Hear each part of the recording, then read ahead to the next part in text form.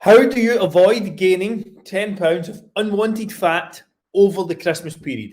If that's what you're looking to do, then you're probably in the right place. Now, if you're anything like me, then the next few weeks and probably this current period as well is up there with the most challenging when it comes to staying on track health and fitness wise. There's temptation, there's nights out, there's loads of stuff going on, there's festivities, of course, you've got some time off work, all that sort of stuff. But how do you avoid gaining weight over this time period? Because we've all probably been there. I certainly have myself, where step in the scale in January and you're like, oh shit, what happened here?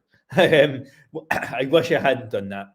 On average, the average American gains somewhere between 5 and 10 pounds and doesn't lose it again over this period. Now, when you actually look at weight loss over a period of years and months, it's never linear. It actually is gained in this next few week period between the end of November and the 1st of January. I know we're a couple of weeks in just now, but that's when most of the weight is gained and is never lost again. So what is it you need to do in order to not cut out everything you enjoy and still make progress, or at least avoid gaining loads of weight over the Christmas period? I'm going to walk you through how to structure your training, nutrition, and activity, and give you some insight into what I personally do. So, to be honest, the way I approach Christmas and nutrition and training and things like that over this period is the same way as I do when I'm traveling. I will eat light in the morning, the same at lunch, and then have a nice meal, maybe some sweets, something like that in the evening. Having that fasting approach in the morning and that lighter approach in the morning, afternoon, just creates a calorie buffer and gives me some freedom, flexibility to stuff my face with Ferrero Rochers or have a Domino's pizza at night. Sorry, I've got a bit of a tickly throat here.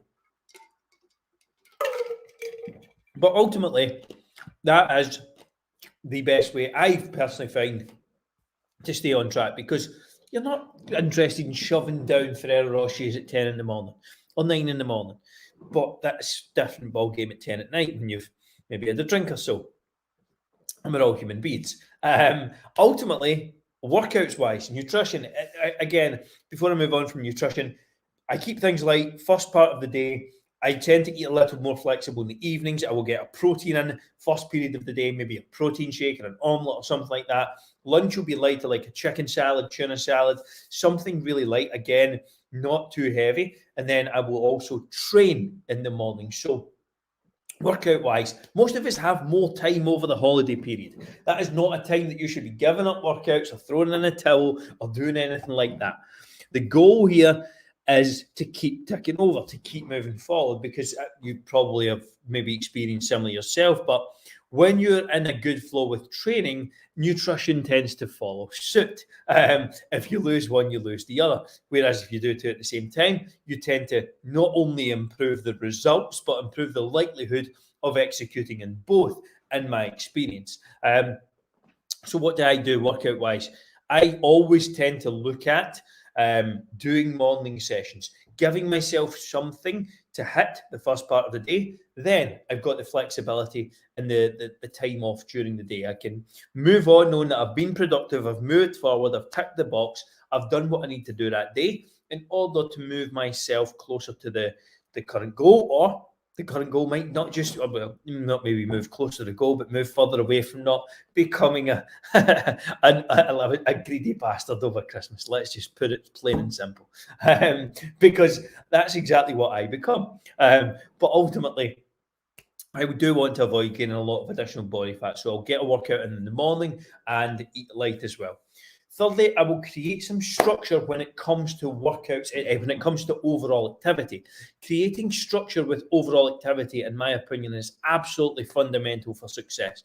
Why? Because, again, it gives you targets, it holds you accountable. That means that there is a set plan, there's a set structure, and I can then gauge results from that. So I may look at my day and go, right, this is when I'm going to do X walk. I'm going to get a walk in here. I'm going to get a walk in here. So I'll maybe get 3 15 to 20-minute walks in throughout the day to really increase my overall activity. Again, I should be aiming for like 10 to 15,000 steps. That's generally an average for me, and that's where I like to see. But that's what it's all about. It's staying active and staying mobile. There's the temptation over this period of time to relax, to chill out, to take a step back, and that's why so many people gain weight, because your activity goes through the roof, your calorie consumption goes through the floor, your calorie consumption goes through the roof, and it's a recipe for disaster. I like to try and balance the two. I will increase my activity to more than normal because, again, you've got more. If you have more time, it's not an excuse to say that you want to chill out. Like, I'm sorry, if you can't go 15 to 20-minute walks a day for your health, who the fuck are you kidding? Like, and that may sound strong, but let's face it, you've got time for 3 15-minute walks a day if you're not off, if you're off, or if you're taking some time off over the festives. One in the morning, one in the afternoon, one in the evening. Like, anyone's got time for that. So cut the bullshit. 3 15 to 20-minute walks in a workout. That's generally the structure that I create for myself over a holiday period. And the same when I'm traveling. There's no way I don't have time for that. I'm just not making it a priority if that's the case. Yes, there's obviously one to take a step back, relax, all that sort of stuff. Perfect. Go for it. Doesn't mean you turn into a slob. Really doesn't. So implementing those nutrition, workout, and activity techniques should more than keep you on track over the next period of time. So if anyone's stuck, struggling, and wants a copy of my Christmas survival guide as well, it's going to help you avoid gaining 10 pounds over Christmas. Just comment Christmas underneath this video and I'll drop you one across. See you all in the next one.